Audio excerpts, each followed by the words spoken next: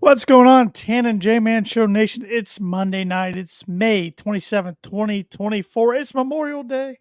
Happy Memorial Day to everybody out there. Of course, as we honor and remember all those who have served in our great nation to make us free and able to celebrate this day. Mm-hmm. I'm Terry Lee, co-host Josh the J-Man Muntz on the screen with me. J-Man, what's going on? Not a whole lot. Not a whole lot. It is I always call Memorial Day the unofficial start of summer. It's a good way to look at it. I know you said there it's kind of cloudy and cold. Here it's a beautiful day. It was a little chilly earlier, but it's in the 70s and it's sunny. So looking forward to the summer. Yeah, no doubt. It's wasn't the best Memorial Day weekend weather-wise here in Indiana, but that's all right. I guess you have that from time to time, especially those who went down to Indianapolis 500 yesterday. They had a long day down at the racetrack with a multi-hour rain delay, but they got the whole race in.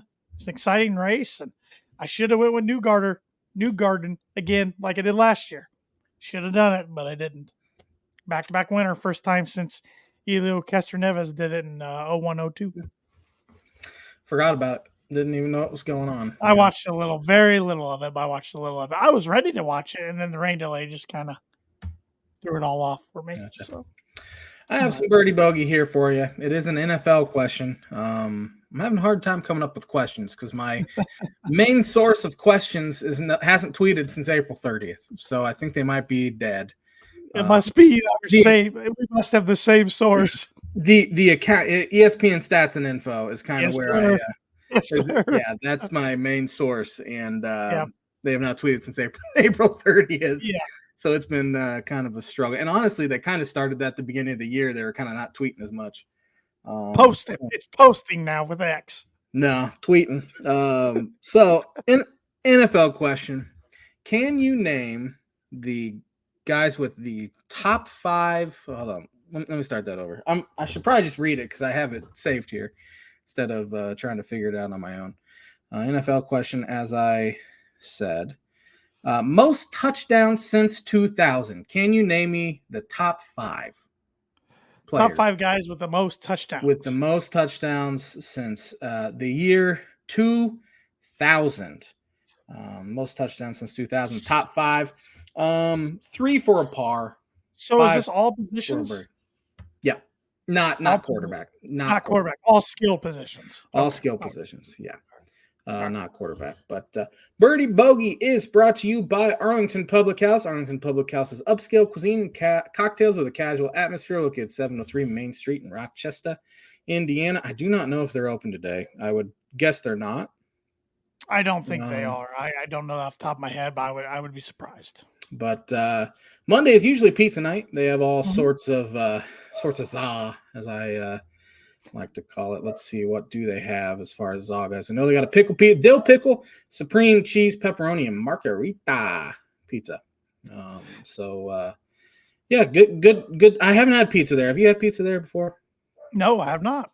Of course, their pizza night is Monday, and we're always doing the show, so that would make sense. But over the weekend, they had cheesesteak pasta, which is penne pasta, flavorful pan-roasted New York strip steak, bell peppers, and a house-made smoky cheddar sauce served with a buttery breadstick. Sorry, located downtown Rochester. Have you ever seen that viral clip of the old man going buttery flaky crust, and he could not spit it out? It's pretty funny. That's kind of what I had on the brain, and for some reason I said biscuit. I don't know. And I got to be honest, a buttery biscuit sounds pretty darn good right now. Pretty dang good. Yeah, I'm with you. So top 5 most touchdowns since 2000. See, I know we've grown a lot in the 393 episodes of the Tan and J-Man Show we've done, because if you would have done that in the first 20, 30, maybe 40 episodes, we would have struggled getting through the rest of the show. Yeah. We would have had to take like an hour break and start again. Before we were live, man. You remember before we went live with these shows? Yeah, the live has helped us because the show must go on, as the must go on. Yeah, the theater kids in school would say. I was not one of those. I was an athlete, but not a very good one. But I was. Yeah. Look, we were all So we yeah, tried. no, yeah, we definitely tried. I didn't try very hard, but definitely tried a little bit. Hey, we were in choir. I mean, we were in theater, We but were, we were in choir. We put on we performances. were yeah, very forgettable performances. I think we were about the only two seniors that didn't ask to sing a solo our senior year. Well, we also didn't put ourselves out there to do it. So That's a good point. I would have never done it. Would have we had never the done it. audiences. We had their feelings in mind. We didn't want. We didn't want to Yeah, make their experience bad. yeah. Didn't want to accidentally get a record deal. And I got recruited to play the tuba for band too in high school. You know what? I would have illegally recruited you to play the tuba. I would have given you some money to see you try to play the tuba. I don't even know what the tuba is. Is that the big one? As the big one, yeah. Could you imagine little old me? 120-pound high school Tanner. To be fair, the guy who was graduating was a small fella in height himself, but he was a little more built than I was. So He was beefy. yeah, a little bit. So yeah, good times. But Yeah, if you would have paid me an NIL deal to play the tuba, I probably would have taken you up on it. I would have taken you up on too. I probably would have played the flute or the piccolo or whatever you want me to play. If you're paying me some Wendy's, let's be honest, it was Wendy's money back then. Yeah, Wendy's definitely money. Wendy's money. Yeah, I'm taking it. The occasional snack wrap from McDonald's. But, you were a big Burger King guy too.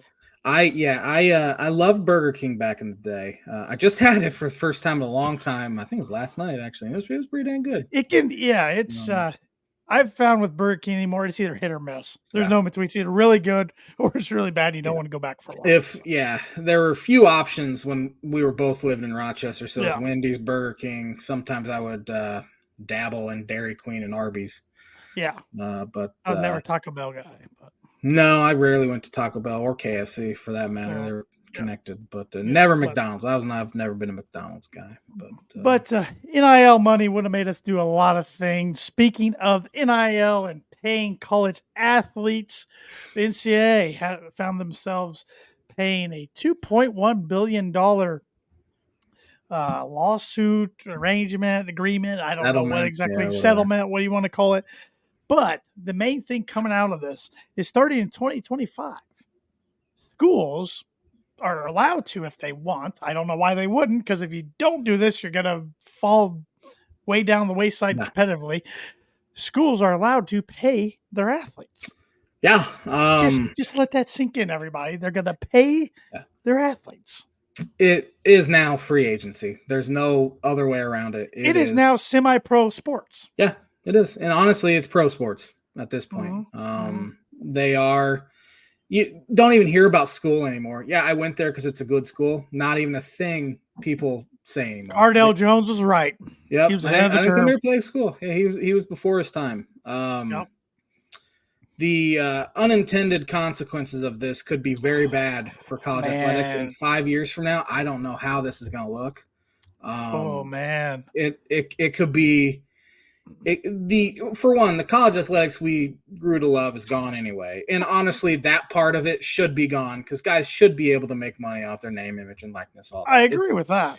Yes, it is gone. Yes, as far as jersey sales go, commercials, billboards. Yeah, it was never put in place to be used as a recruiting tool, and now it's like guys are getting offered $2 million. I mean, we now have this Jaden Rashada.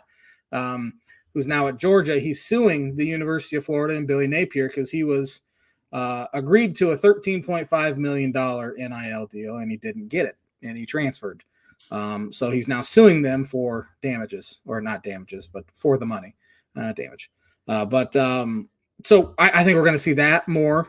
And I even mentioned this a few days ago. How long before, the NCAA lets guys stay eligible as long as they're working towards a degree? Yeah. We already kind of saw that with COVID. I mean, guys are now 9-year seniors who have been kept literally getting waivers. Literally. Guys working towards their masters, guys working towards their doctorate, PhD, med school. How long before the NCAA is like, okay, you guys can be eligible for 8 years, as long as they're making money? How long before athletes sue the NCAA because they were only allowed to be eligible for 4 years? This isn't fair. We're making money.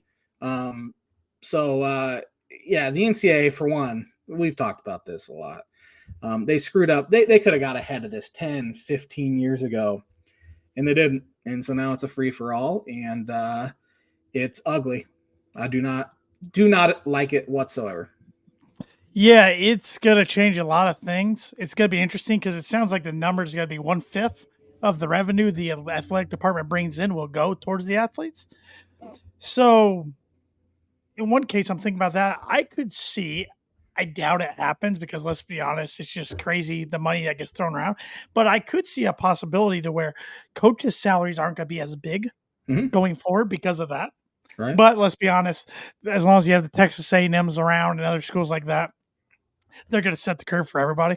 Mm-hmm. So, so I could see that. Also, I could see a lot of these Olympic sports becoming club sports. Yeah.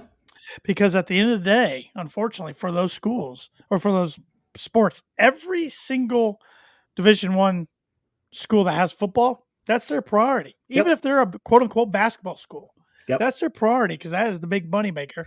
And Yeah. then men's basketball is number two. Then SEC schools, it's baseball. Mm-hmm. A lot of other schools, it's women's basketball or volleyball. So those sports are all pretty safe. Mm-hmm. But there's going to be a lot of Yeah. Olympic sports that get kicked down to club sports. And then Title IX. Where's Title IX going to come into all this? Yeah. Yeah. Yeah. The football team, the football program pays the bills, honestly. Yep. And this is where conference realignment comes into play. Those who are not in the Big Ten or SEC, sorry about you. Sorry.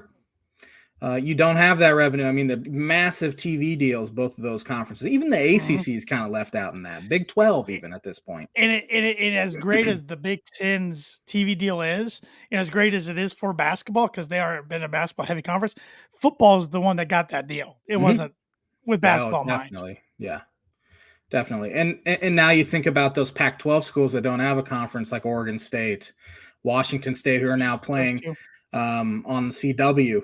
They did get a TV deal with them. Yeah. They don't stand a chance. Do not stand a chance at this point. And the tradition of college sports was ruined a while ago, honestly, with the conference realignment. I mean, you see Texas A&M and Missouri going to the SEC and Colorado leaving the Big 12, Nebraska leaving the Big 12. Now Colorado's back in the Big 12. Now Colorado's back in the Big 12. It's going to be, I wish I could see into the future to see how this turns out, to know whether I can stop following college sports, because college football, maybe the NCAA game coming out will help pique my interest a little more. But the only team that I would be associated with is the University of Illinois, and they don't stand a chance in football ever. I don't think they ever will again. So there's really no point for me to even watch, which is where I'm at right now. Basketball, I think, should be competitive forever. But I think we should open up the Tan J Man Show Nation, and they should be able to pick your new allegiance towards college football. You know, that's a good idea. I wish the University of Miami wasn't so embarrassing, honestly, with nobody showing up to their games. And I would love.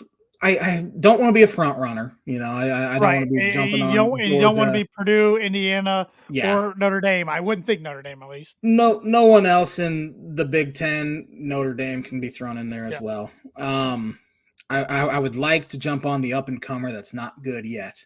Yeah, but that's hard to really see in the world of transfer portal and NIL. Yeah, it is. I wish I got some. Maybe Kansas. I'll jump on Kansas football. They've been better of late, maybe. Yeah, it's definitely. I mean, I've already, the last few years has tampered my expectations with Purdue football, anyways, because they're right there in the mix with Illinois. I don't see a day where I don't follow Purdue football or basketball like I do now, but definitely my expectations have been changed on the football front. But I know I'm not every college sports fan out there. I am anxious to see the next 5 years down the road how many of the casuals drop off and just go to watch pro sports. Yeah. I mean, as I kind of hinted, I've been a casual college football fan for probably 3 to 4 years, I would say, ever since really COVID hit. And It just hasn't been appointment viewing for me. And honestly, getting married now and having a kid, I probably need to leave Sure. one weekend day open. And Yeah. I've already told my wife I'd prefer it to be Saturdays in the fall. So Yeah. Fair. I can totally see that. So it's just crazy. It's like change after change after change. The last few years of college sports, like when is it gonna stop? yeah, But it seems like it's something every week at this point, something different. And again, as I said a few weeks ago, Illinois' athletic director has been on a bunch of committees to try to help this, and now he has been named, I think, chairman of the board wow. for the biggest like committee out there. And so he's a lawyer, also former college football player, so he's kind of in both worlds where it's kind of nice where you have the former player's perspective and also an incredibly bright guy that can kind of hopefully help turn this thing around, because it's and I think the athletic directors and presidents of universities are a little weary of it too.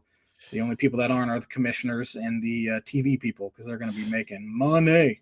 Well, yeah, and the athletic directors and presidents even do have a say in all this. Yeah, they do. And these are the types of decisions they're gonna have to make some tough decisions going forward. These are the type of decisions they have to make to justify what they get paid. Really, Mm-hmm. I wouldn't want to have to make Mm-hmm. some of these decisions that they're going to make. I mean, with 1/5 of all these athletic departments' revenues going towards paying these college athletes, unfortunately, a lot of people are going to lose their jobs. Yeah, they will. And the good thing with the Big Ten's TV deal is I believe all schools split it equally. Yeah, yes, they do. So that will help, where like the Ohio States and Michigans of the world aren't getting, an insane amount of money more than the Indianas, Purdue's, and Northwesterns, Right, and right. Illinois. So that is one thing that gives you a little bit of hope going forward. But honestly, I wish I mean, guys need to be able to make money off their name, image, and likeness. I don't think you can really put a cap on it, because that's not fair to the player. But I do wish, like, maybe, hey, the 1/5 of the revenue, that That is might be all the capped. players get. Yeah, yeah. I'm sure it will be capped. Because that could also create a divide in your locker room. Hey, why is this guy getting, so much more than I am? But, We've already seen that with NIL with some oh yeah, programs, and definitely.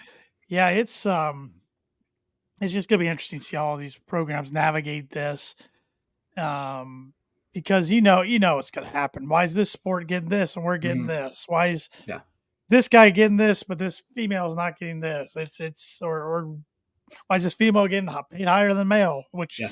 unfortunately, I don't see that happening unless they're Caitlin Clark status. But yeah, it's going to be just very interesting. And the one thing it might help, I don't know. I don't think it's going to eliminate. We saw for Chucky Hubbard, for instance, left Wisconsin for some what he called life changing money, even though he didn't really want to leave Wisconsin. Maybe something like this with getting paid from the school, maybe that's going to help cut down on that a little bit. But Yeah. I don't know. I don't think it'll eliminate completely, but yeah. Hopefully this is helping and keep guys. Obviously, you're still going to have guys leave. yeah, See what else is out there. It's like, oh, maybe I can get $2 million here on top of the revenue, right, partial revenue from the school. right. But yeah, we love college athletics, and I do not like the way it's what it's turned into. To be honest, Ever since 2020, every change they make, it's like, Nope. don't like that, Michael Scott. Don't like that.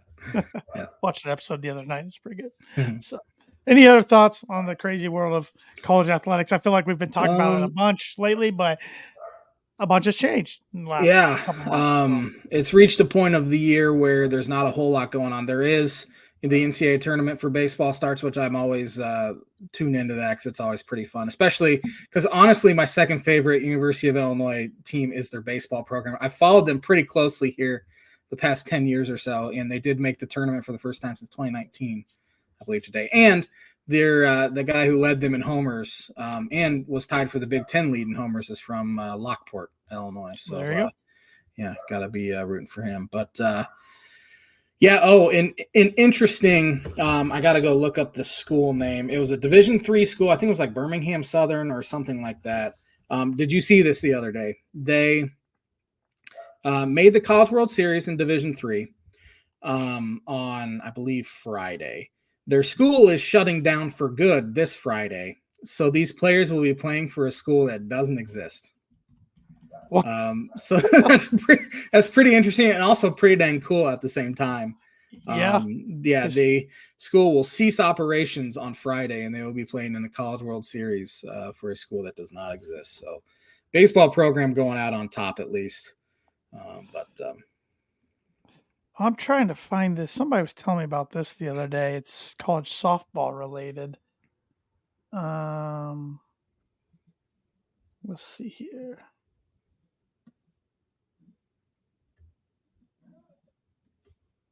Did you see what team was this? Her name is Danielle Gibson. What she did in college softball? I did not. She looks like she plays for Arkansas. This was in May. She hit for the home run cycle. That's cool. And she did it by the end of the fourth inning. Wow. She had a solo, a 2-run, a 3-run, home run, and then grand slam. Plays for Arkansas? Yes. That is the greatest feat ever. I don't think it'll ever happen in baseball. We'd never see 4 They'd intentionally walk them, wouldn't they? If they even got to that point? It seems like at that point, maybe they were down some. Maybe she went like grand slam, 3-run homer, and they were down, 10-0. Who cares at that point? Let's just pitch to her. But that's pretty cool. Yeah, I heard that. Somebody was telling me about that the other day, so it just hit me. I need to look that up. Yeah, it's crazy. That's crazy. So, but yeah, you're right. We never do see 4 homer games anymore. Yeah. It's crazy. Know who the last one was in baseball. It's crazy. And Evan Webb and I were talking about this when he filled in for a couple weeks ago, how the records of baseball have changed so much as far as like, when we were growing up, we saw some guys get in the 500 homer club, a lot in the 400 club, some pitchers in the 300 win club. Not seeing anybody even get close to that anymore. Yeah. Some in the 400 home runs, but not 500. I know if Giancarlo Stanton stays healthy the next 5 years, which he hasn't been healthy the previous 5 years, he has a good shot to get to 500. So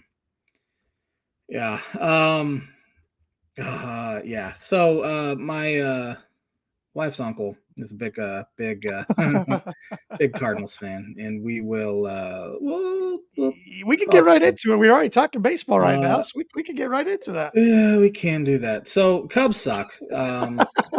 I'll just throw it out there. I couldn't tell by your tweets. I couldn't tell. I'll be honest. This is the angriest I've been since probably the end of the 2019 season. But my question is why? Because at one time your bold prediction was they're going to finish last in NL Central. I was angry then. That they were going to be good. Yeah. So on paper, they're the best team in the division. There's no doubt in my mind. On paper, and something it's just not clicking. The offense since April 27th is hitting under 200 as a squad. Their catching position, you have guys hitting. Miguel Amaya, their main catcher, he had a hit today to raise his batting average to 181. And then their backup, Jan Gomes, is hitting 167, and he struck out 30 times and only walked once. So Cubs are essentially hitting the pitcher in a league where you're now allowed to have the DH. They're now 500 after they lost today. Once again, they scored 1 run. They had 1 hit through 6 innings, 3 hits through 7. It was 0-0 entering the 8th inning, and then they gave up 5 runs in the 8th right before I turned on my laptop for the show. No fake rally, though, Josh. No fake rally this time. They did have a semi-fake rally. They had 1st and 3rd, nobody out to start the 9th, and they end up scoring 1. You have your number 4 hitter, Chris Morels, hitting under 200. He has an OPS under 700, so he's been a below-average hitter. Seiya Suzuki, since getting off the injured list, has been miserably bad. And the pitching's been pretty dang good. Honestly, pretty good. Since May 11th, Seiya Suzuki returned from the injured list. The Cubs' 2, 3, and 4 hitters, which it hasn't changed, Seiya Suzuki, Cody Bellinger, Chris Morel are hitting 185 combined. That's not going to get it done. Cubs went 9 days without hitting a home run. This is Major League Baseball, and they went 9 days Can you without hitting a home recall run. in your Cub fandom that ever happening before? No, I can't recall that whatsoever. It was 242 straight plate appearances for the Cubs without a home run. And give the J-Man 242 plate appearances back in high school. He hits a couple. Probably not. And he didn't have any career homers. I didn't. I would hit him all the time in batting practice is what I like to tell myself. So, again, pitching's been pretty dang good here. They're only giving up the starting rotation's only giving up 2.3 runs per game in the month of May, which you think, man, they should be pretty dang good. Like, they have good record this month. The offense is scoring 3.4 runs a game. And then you have your bullpen out there who has been better. I will give them that. They have been better since for a couple weeks now. They have not been good past couple nights, or at least today they were brutal and Saturday they were brutal. But they've been better. So you think, man, Cubs should be on a pretty nice roll here. Nope. In the month of May, they're now 9-15 after a 17-10 April. That was the most wins they'd ever had in April. Followed it up with and the month's not even over yet. You have 1, 2, 3, 4 more games in the month of May here. And so they could easily end up 9-19 this month. They have 3 more in Milwaukee. And by Thursday afternoon, we could talk Cubs selling at the trade deadline already, which is pretty dang pathetic. And honestly, if that's the case, Jed Hoyer needs to be fired into the sun. This is now year 4, essentially, of the rebuild. And he is the most passive, risk-averse general manager the Cubs have ever had. Even Jim Hendry was wheeling and dealing. This guy has refused to trade from his very good farm system. They are top 2 in every ranking in farm system rankings. And he did nothing, absolutely nothing this offseason to improve the offense. He signed Cody Bellinger. It needed to be done. He's been solid. Unspectacular so far. He had a really good stretch, and now he's kind of slumping, but they're all slumping. I fully expect Cody Bellinger to be Cody Bellinger again towards the end of the year. But he has all of these prospects and prospect depth at his disposal that he could have traded for a Juan Soto. Yankees didn't give up that much for a 24-year-old superstar that Jed could have absolutely put together a trade package that could match or even better what the Yankees did, and he just didn't do it. Which is embarrassing in itself.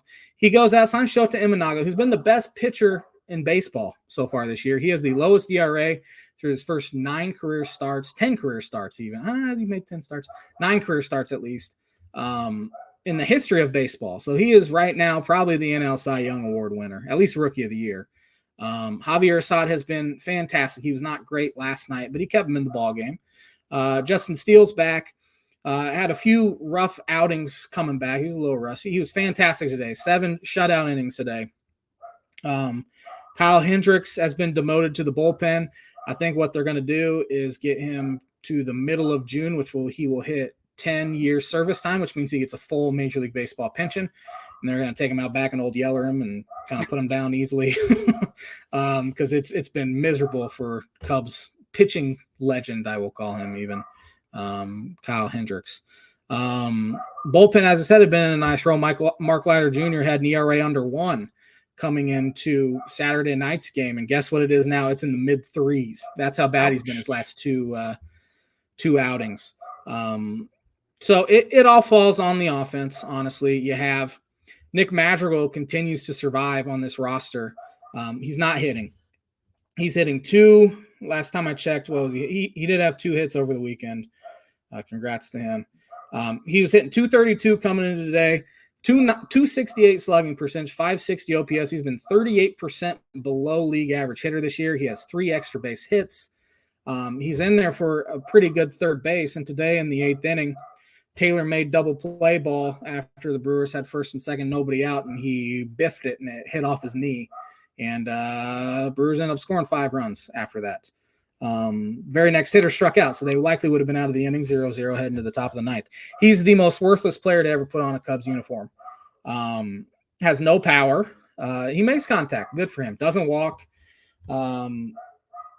Doesn't play that good of defense either at third base. And for some reason, Jed is stubborn and will not admit he made a mistake. It took him till August last year to admit signing Trey Mancini was a mistake. It took till mid-May to finally get rid of Eric Hosmer last year. So he is slow to react. He doesn't take any chances, especially in trades go. And now, clearly he's not feeling any pressure from his boss, which is another issue in itself. He's just going to continue to throw the same 26 guys out there. And he's super arrogant about his roster too. Just thinking they're going to turn this ship around. And as of right now, they lost 5 in a row. They're at 500 and somehow they came in today, one game over 500. And still they have like they have the second wild card or third wild card. And have a pretty good shot to make the postseason still. But this thing doesn't turn around quick. They are, Jed Hoyer should be fired. Absolutely.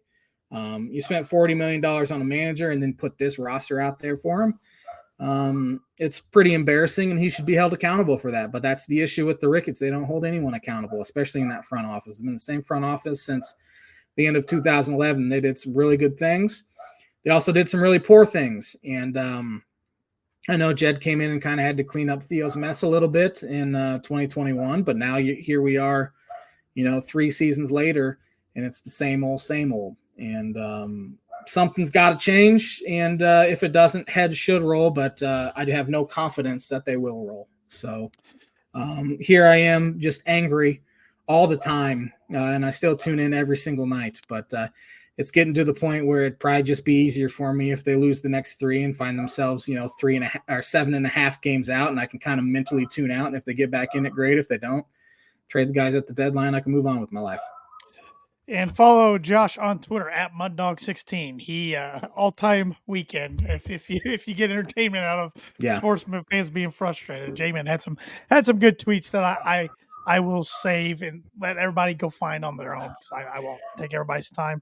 But looking at the NL wild card right now, you got the Braves, and then behind them, Padres, Giants, Cubs are all tied, and Cardinals 1 game behind them. Diamondbacks 1.5 game behind them. Then a whole slew of teams 2 and 3 games back. So pretty jumbled there.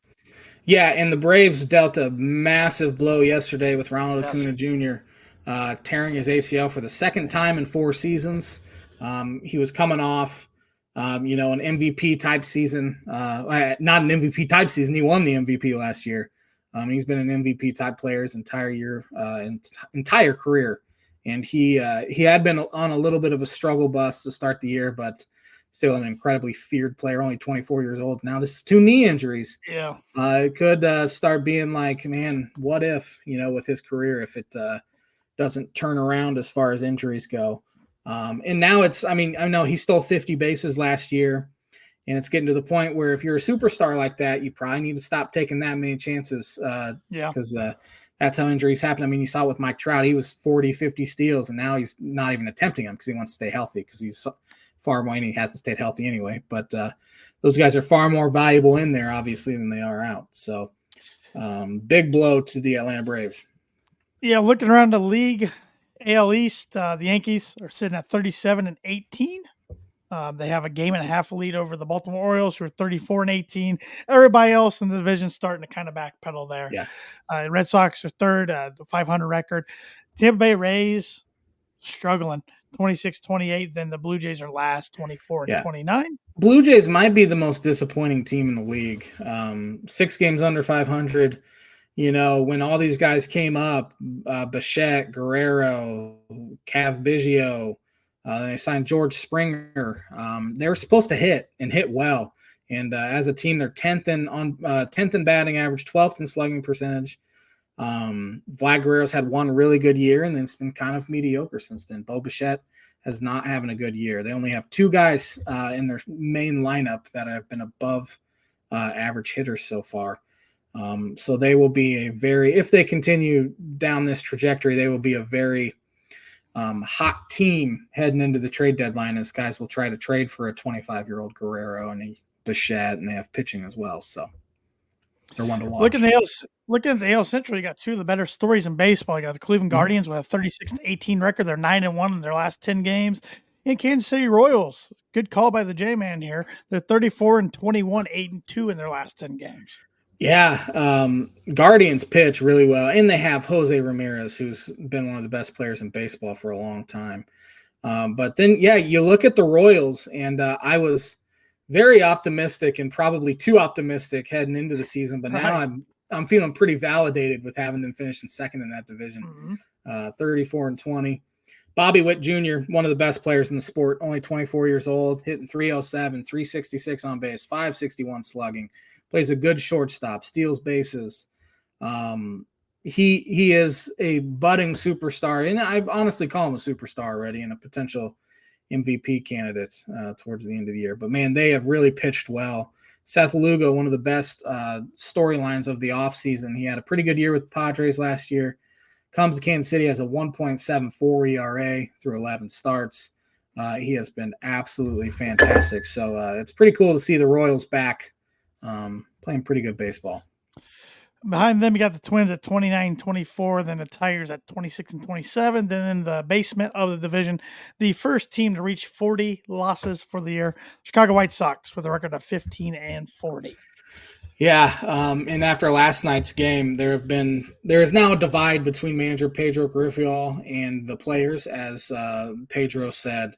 Yeah, our players were incredibly flat last night, and then one of their better players, who's not very good in his own right, because again, White Sox don't really have good players, said, "I don't think that's accurate at all." So, getting late there for Pedro, which he probably should have been fired last year.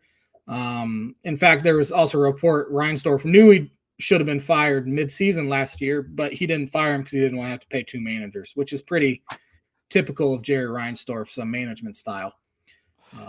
Who's an old timer who shouldn't be coaching anywhere that they could go higher, like they did when they hired Lou Russo? Oh man, what's Lou Piniella up to these days? That's who actually came through my mind too. Yeah, Lou. Let's see who else. You got Clint Hurdle out there, who's Yeah. could not stand him with Pittsburgh. He's not an old codger like Tony La Russa was, but yeah, it's pretty ugly out there and on the south side.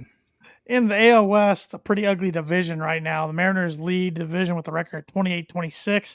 Then there's no other winning records right Yep. now. The Rangers, defending World Series champs, are at 25-29. Astros 24-29. A's 22-33. Then the LA Angels 20-33. Yeah, the Rangers have also been a disappointment. Obviously, losing to Grom and Scherzer, I don't think's pitched yet, has hurt, but they haven't played well at all. In fact, I think coming into yesterday, they had lost 9 of their last 11. So they have not been playing good. Houston got back in it, and they're still in it. They still haven't been playing all that great of baseball, but yeah.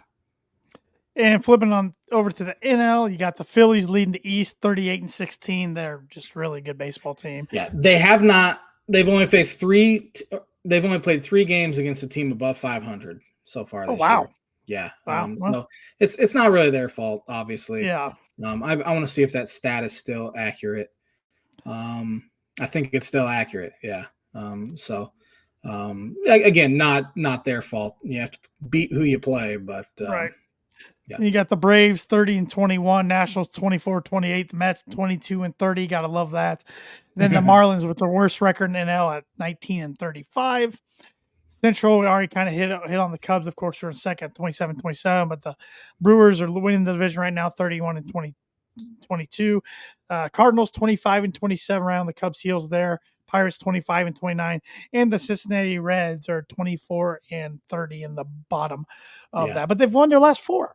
So. Yeah, the Reds have started to play better baseball. Cubs faced them in Wrigley over the weekend.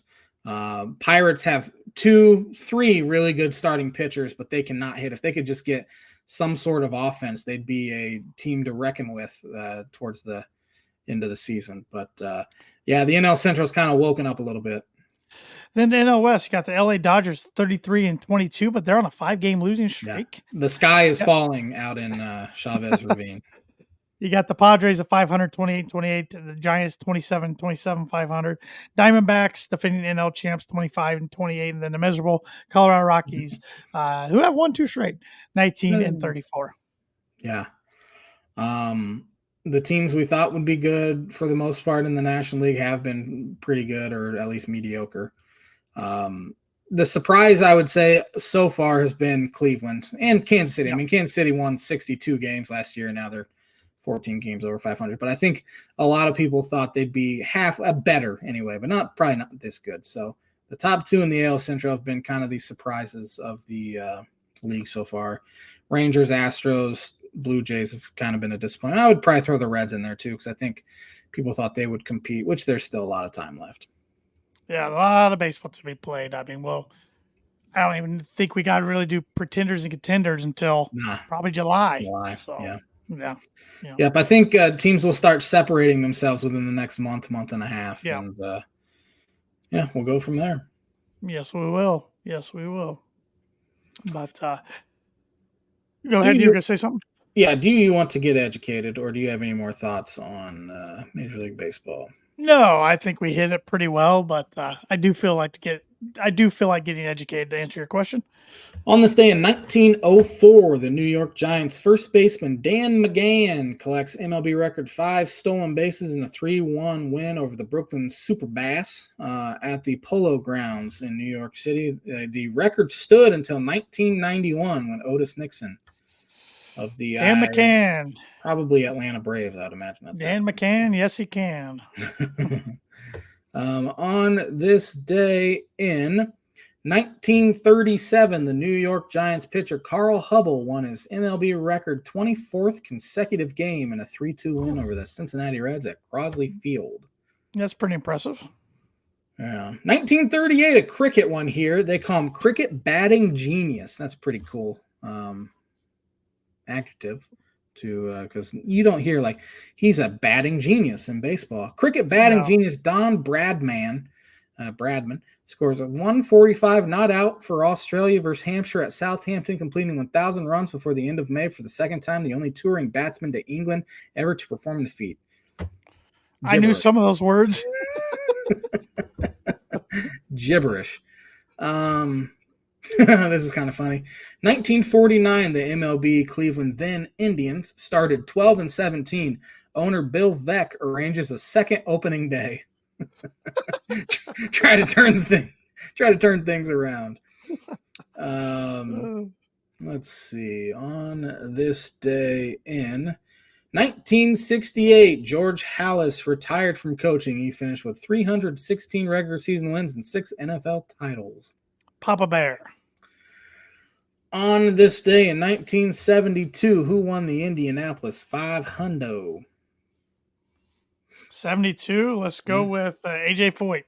Mark Donahue won after leading. He only led the final 13 laps.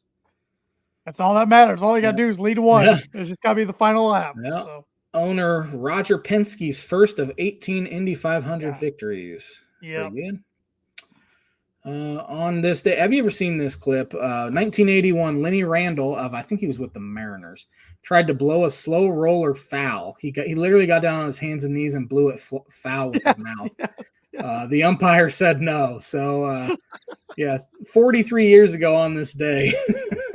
It's still a viral clip. Imagine if that happened in 2024. Who won the Indy 500 on this day in 1984? Let's go with 84. I don't even know if he was racing the 80s because my IndyCar knowledge is not well. But how about Rick Mears? It is Rick Mears. Is it? He's an all-time pole setter. Yeah. So he's got more poles than anybody else. It was his second Indy 500. He finished 2 laps ahead of the field after contenders Tom Sneva and Mario Andretti drop out in the second half of the race. On this day in 1997, Major League Baseball revenue sharing began. I didn't know that it began that late. The New York Yankees were paid out almost $28 million. Yeah, I wouldn't have guessed it was that late. Yeah. On this day in 2001, who won the Indianapolis 500? Elio Castroneves. He did. He was a rook. He won led in 01 and 02. For the final 52 laps. He has won 4 of them. Spider-Man as his nickname because whenever he's won, he climbs the fence. Oh, that's cool. Celebration. Yeah. Spider-Man. On this day, a lot of senior PGA championships. On the last one here, on this day in 2018, who won the Indianapolis 500? He was the first. Tony Kanaan? It was not. This guy. No, it was. Go ahead. Sorry. This guy's the first Australian race winner. I can picture him. I can't. Will Power. Yep. Power. Yep. Yeah. The biggest bummer for me in the 500, I was looking forward to seeing how Kyle Larson was going to do pulling the double off yesterday, racing the 500 and a Coca-Cola 600. Of course, with the weather, that wasn't going to be possible, so he decided to stay at Indy and racing the 500, and he didn't do very well. Mm-hmm. So that stinks, though, because that's a lot of time, effort, strategic planning went into that for months of coordinating how he can do both and then not even be able to pull it off. That kind of stinks. Yeah. Hopefully he'll have more chances in the future, but that's so tough to do anyways. From a physical and mental standpoint, that's a draining day. No, but, for sure. I can't imagine. Good list of on this day events that have happened on May 27th throughout the history of time. And on this day segment is brought to you by this week, like it is every week, Mooney Woodcrafts. Mooney Woodcrafts is a veteran-owned and operated woodcraft shop based out of Texas with Indiana grassroots. They provide 100% hand-cut custom designs that fit your needs, and their pieces are a great addition to any home, office, or a man cave. You can see some of their recently completed projects by visiting them at Mooney Woodcrafts on Instagram and on Facebook. If you let them know the Tan and J-Man Show sent you, you get 15% off your first sign order. So get those sign orders in. Father's Day is right around the corner. Be the perfect Father's Day gift. NBA conference finals. Yeah. These bad boys could be done by tomorrow. Yeah.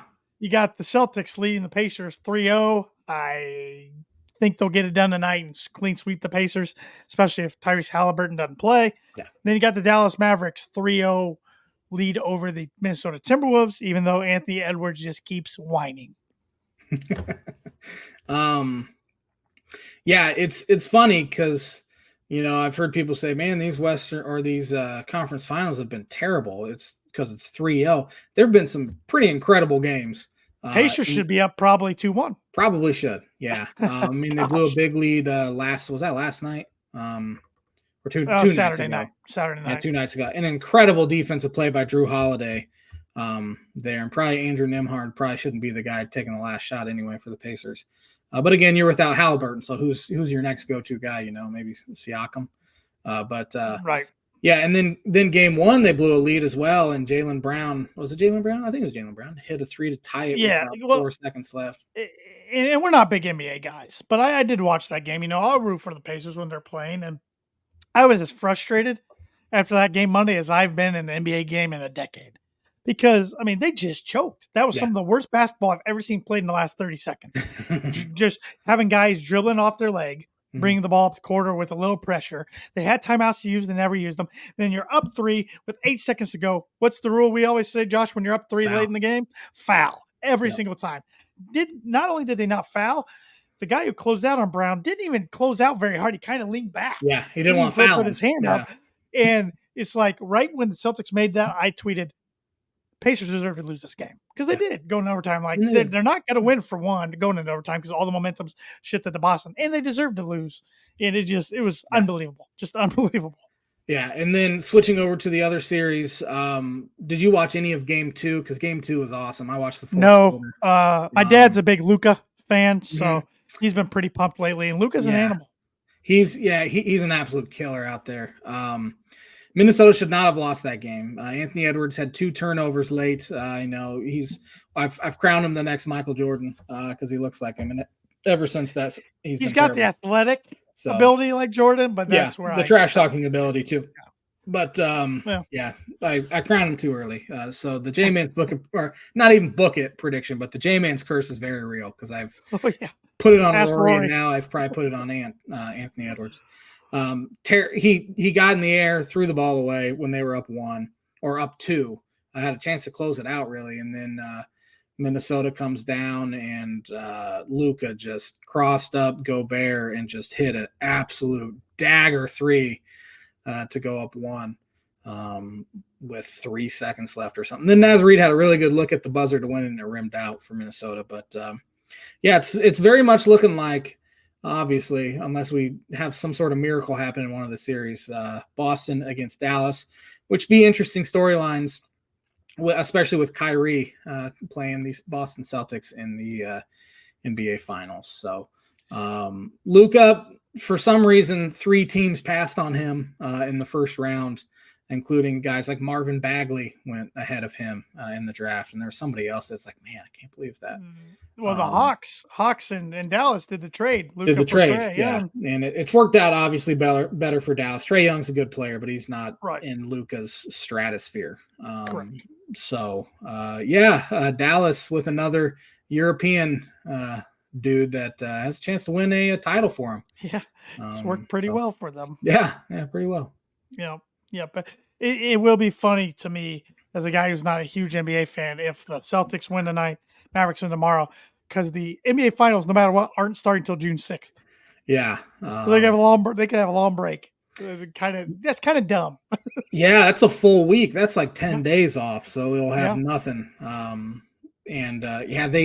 don't know why they set those schedule. I'm sure TV stuff, they have to do that early.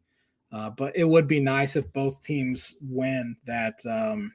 Hey, let's start this on Saturday instead. Yeah. Instead of waiting until next weekend. Well, and it's wild if you think about Dallas. They could be kings of the sports world. Their baseball team won the World Series last year. Mm-hmm. Their basketball team's 1 game away from making the finals. Their NHL team is tied 1 game apiece with the Edmonton Oilers in the Western Conference Finals in the NHL. It's just too bad their overhyped football team doesn't do anything. They only care about the Dallas Cowboys out there, which is they haven't done anything since the mid-'90s. So, they need to start caring more about these. I know Texas is a football state for sure. Sure. But seems like guys would want to watch a championship-winning franchise, which has not been the Dallas Cowboys for a long time. Not at all. So, we'll see what happens with the rest of the NBA playoffs, but it has been an entertaining playoffs overall, I would say, this year. This will be the J-Man's book prediction of the week. I think both Dallas and Boston end it in their next game, and it'll be easier for Dallas considering they're at home than it was, because Indianapolis was rocking. I mean, they play good at home. When the Pacers are good, they really get into it. They do. Obviously, it's a really good, one of the best basketball states in the country, especially as far as high school and college goes. And they get into it when their pro team's pretty good too. But I think both close her out here within the next couple days, and both sweep. So J-Man's Book It prediction of the week is brought to you by Indiana Farm Bureau insurance agent Travis Watchering for life, home, auto, business, renters, workers' comp, and farm insurance. Contact Travis 219-869-4561. His email is travis.watchering@infb.com. Okay. He's probably going to be in the building for Game 4. I know he goes a lot of games. Yeah, so. I wonder how expensive that ticket is. I mean, it's probably going to. It might be now they're down 3-0. It might be a little cheaper than it would have been. Well, and if he has a package or anything, if he has some sort of season ticket or season package, it's probably not that bad. Yeah. So. Yeah. But yes, I've got to do a pick 6 real quick before we get to wrapping the show up with the birdie or bogey. So I'll fly through some. I got just 6 random guys who have been in the headlines on ESPN.com here. First, Hall of Famer Bill Walton. Yeah, unfortunately passed away. I didn't know he was dealing with cancer. I didn't either. He seemed like a very healthy guy and a very interesting guy, maybe the most interesting character the sports world's ever seen, especially sports broadcasting world has ever seen. And the Pac-12 ended for good 2 days ago with the Pac-12 tournament ending, and so Bill Walton followed shortly after. unfortunately. Only 71 years old. So Yep. he was a very interesting guy and entertaining to listen to when he'd go off on his tangents. Now, some of these guys are in sports we don't cover or follow very closely, so I'm interested to see your takes on some of these guys. Rafael Nadal. I saw something about him. Did he pull out or did he lose? He lost, and they think Okay. it might be his last time ever in the French Open. So He had dominated the French gosh. Open. Yeah. So many titles. So one of the greatest to ever do it. And now that we have Federer's pretty much done now too, Yeah. right? Yep. Nadal's done. I don't hear They've about done it for years, though. Djokovic that much anymore. Yep. So the superstardom in tennis is starting to fade a little bit, and they need somebody to step up, female Yes. and the Williams sisters are about done too. So yeah. Yep. How about Cristiano Ronaldo? He's pretty famous around the world. He is famous. I don't know what happened though. He broke a Saudi league single season scoring record today. I wonder how much the Saudis are paying him. $1 billion. I honestly think it is. If not, it's very close. Yeah. He's got some money to him. Yeah, he does. He is like I said, we don't follow soccer, but he's maybe the most famous athlete in the world. I don't know. I don't know. Let's see here. I'm interested in this one because you've done a lot talking about the Cubs. Craig Counsell. Yeah. I think he's done pretty well with the hand he's dealt. I think, he had those Brewers teams where it's like, man, how are they good every year? And we thought that it'd translate over here. And he was dealt a pretty bad hand by his general manager. We knew the bullpen needed help. Jed signed Hector Neris. Thanks. We knew the offense needed help. He signed Cody Bellinger, which was necessary. Didn't do anything else to help it. And I know he's been dealt some injury issues, but it hasn't been fun here, especially this month. And I don't blame Craig at all. I mainly blame Jed because what's Craig supposed to do when he has these players, these 26 guys? It hasn't changed. He's trying to put them in the most successful spots for them, and it's up to them to produce, and they haven't. So, how about Kristaps Porzingis? He got hurt. Was that game one or two against the Miami Heat in the first round, and he might be back for the finals. Decent chance he's back for the finals. So, good work if you can get it. Yeah, interesting career that guy's had. Yeah. Interesting career. And lastly, just because he's another guy on the headlines today, it's been a slow day for news. Jose Abreu. Yeah, he signed. I wanted the Cubs to sign him to that 3-year deal. The Astros did 2 off seasons ago, and he had been so bad to start the year. They sent him down to their Arizona facility and put him on the developmental list. And he played there, and then he went to AAA, where I think he was 0 for 8 with 5 strikeouts or something like that. And now he's back up. So it looks like his career's ended. Yep. Very good hitter for a long time. And it's always sad to see a long time, very good player just kind of get old. It happens to everyone. Yep. Though, so. It does happen. And that's the Pick 6 segment this week, which is brought to you by Performa Print 2 Promo Group. If you're looking for a trustworthy, dependable resource for your next trade show, company picnic, or sales meeting in 2024, Performa Print 2 Promo Group has over 50 years combined experience in promotional products and commercial print. They strive for fast and efficient response to all your print needs, so you need to look no further. Let them be your one-source print and promotional company today by giving Barbara Van Weinsberg a call at 574-210-3815. I'll hit you with that birdie bogey. Since 2000, can you name the players with the top 5 most touchdowns? I'm going to try. Let's go with LaDainian Tomlinson. He's number 1 by a wide margin. Yeah. Since 2000. Randy Moss. Randy Moss is second with 128. LT had 162. I'm not very confident in this one. Terrell Owens. He is 4th with 125, so you got at least a par. Okay. How about Rob Gronkowski? He is not in the top 10. Nope. Let's see who else. How about Marvin Harrison? Marvin Harrison is number 10 with 95. Okay. He's tied for 10th. Okay, man, I cannot. I got a par. I'm good with a par. I can't even think right now. Adrian Peterson, 3rd, 126. And Larry Fitzgerald, 5th, 121. I should have thought about Adrian Peterson by one shot. To round out the top 10, Antonio Gates is 6th. Sean Alexander, 7th, Those two are surprising to me. Yeah, Frank Gore is 8th. He was around for 90 years. Yeah. Tony Gonzalez 9th, and then you have 3 players tied for 10th. Mike Evans being one of them. Devontae Adams and Marvin Harrison. So Tony Gonzalez did come to my mind, but I thought Gronkowski had more. So. Yeah. Thanks for watching the Tan and the J-Man show live on the ISC Sports Network. Hope everyone had a great 3-day weekend, and we'll be back at her next Monday.